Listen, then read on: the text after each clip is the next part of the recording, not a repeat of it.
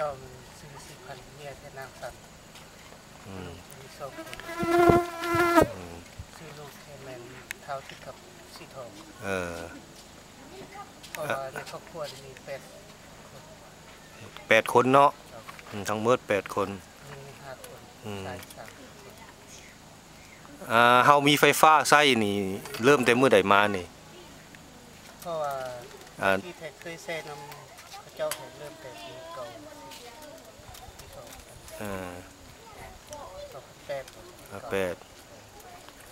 ต่อไฟจากเฮือนอื่นเนาะบัดนี้เฮา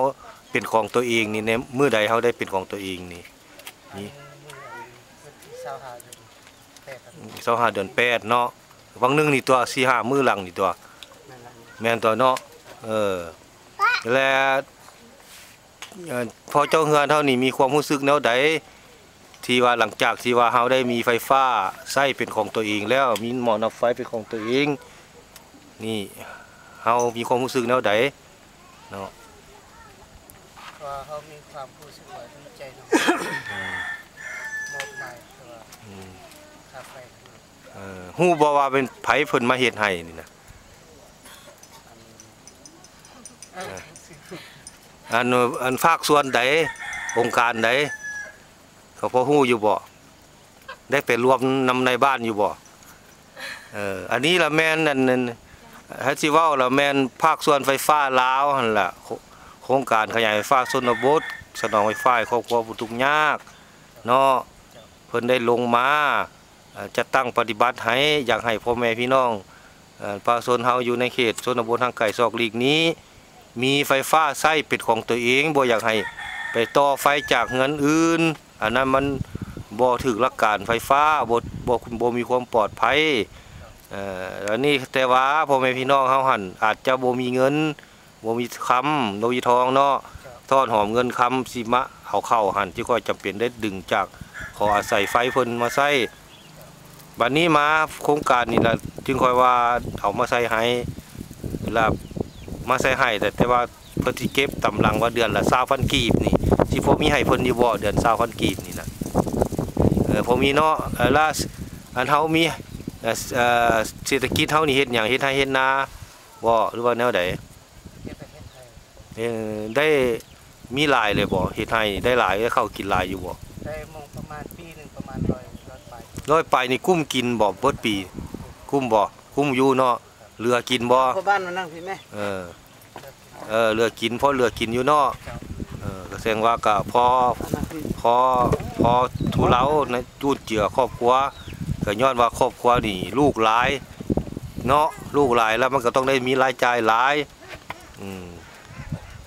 แล้วต่อไปเฮาสิมีหลังจากมีไฟฟ้าของตัวเองเฮาอยากมอดเมื่อใดเฮาก็มอดเฮาอยากใต้เฮาก็ได้ใต้ตามใจเฮานี่เฮาสิมีแนวคิดมูลไส้ไฟฟ้านี่ให้เป็นให้เป็นการผลิตเป็นสินค้าออกจำหน่ายได้บ่มีแนวคิดบ่สมมุตินะสมมุติเฮาเฮ็ดบ่ยามมื้อแลงมาเฮาเฮ็ดหยังมื้อแลงมาใต้ไฟนี่เฮาเฮ็ดหยังแดที่เราใต้หุงเนาะลูกเด้เข้าโรงเรียนแล้วบ่น้อยเฮาได้ทำได้เรียนเขียนอ่านอยู่มื้อแรงขนาดลูกหรือว่ามีแต่แลลินอ่านบทเรียนอยู่บ่ทองบทเรียนอยู่เนาะเด้อมื้อแรงมาแม่เฮ็ดอยู่เฮ็ดกินพ่อก็เฮ็ดสารแห่สารมองเฮ็ดหัตถกรรมนั่นล่ะลูกก็เรียนหนังสือเด้อเราบทเรียนเด้อละแม่นว่าหลังจากใต้ไฟเฮ็ดอยู่เฮ็ดกินแล้วเด้มื้อแรงมาบัดสินอนเด้มอดบ่ไฟปลาดอกนึงเนาะให้มันหุงถึกแล้วเฮาสมใส่ไฟเฮาก็ประหยัดไฟน้ำเพราะว่าคันเฮาประหยัดไฟมันก็บ่ได้เสียหลายคันเฮาใส่ไฟหลายก็เสียหลายบัดนี้เฮาดึงเฮาใส่ไฟด้วยตัวเองหม้อรับไฟตัวเองนี่เสื้อแน่ว่าก็สิได้เสียไฟน้อยลงพร้อมเป็นของเฮาเองเฮาดึงมาจากเฮือนอื่นๆหลายๆเฮือนใส่น้ำกันมันสิเสียหลายแบ่งขนาดแบ่งกันมันก็ยังสิเสียหลายปานนี้คือ สิได้เสียน้อยแล้วเนาะนะครับละจังใดก็ตามเนาะเฮ็ดแนวใดเรื่อง20,000 กีบเพิ่นก็คันมีก็ให้เพิ่นซอกให้เพิ่นนั่นแหละเดือนหนึงเนาะแต่ว่าค่ากระแสไฟหั่นเด้อค่ากระแสไฟฮอดมือเพิ่นมาเก็บแล้วล่ะเสียให้เพิ่นบ่อยากให้ค้างเพิ่นเนาะค่ากระแสไฟเป็นหลักการนั่นรวมของไฟฟ้าคันเฮาบ่จ่ายให้เพิ่นมาเก็บแล้วเดือนหนึงเฮาค้างหนี้เพิ่นเดือนหนึงนี่เพิ่นมาตัดไฟเฮาสิบ่หุ้งอยู่เฮือนเฮาหั่นแล้วยังค่อยว่าเฮาก็พยายามทอนหอมเงินคำหั่นละไว้จ่ายเพิ่นก็สิบ่หลายติบ 4-5,000 กีบค่ากระแสไฟคันเฮาประหยัดมัธยัสถ์ได้คันเฮาใช้สู่การผลิตกรณีเฮาอาจจะไปใช้สู่การผลิตเนาะมีการผลิตหมายความว่ามีฐานะดีขึ้นเนาะใส่ตู้เย็นเนาะใส่ตู้เย็นใส่โทรทัศน์ไปเวลานั้นเฮาก็สิเสียหลาย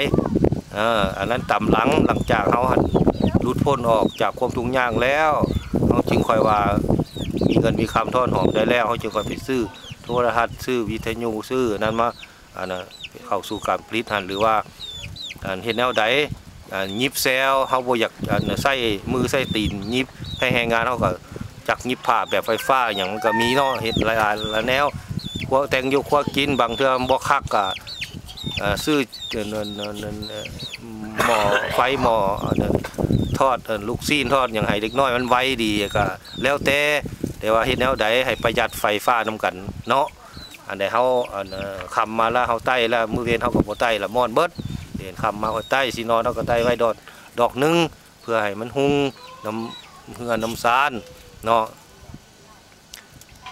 ข้าพเจ้าก็ที่เปิดเท่านี้เนาะก็มีความมกขอบใจที่ว่าพ่อแม่พี่น้องเฮาอยู่บ้านขอนแก่นเมืองไซเนาะอุดมไซเฮานี่ได้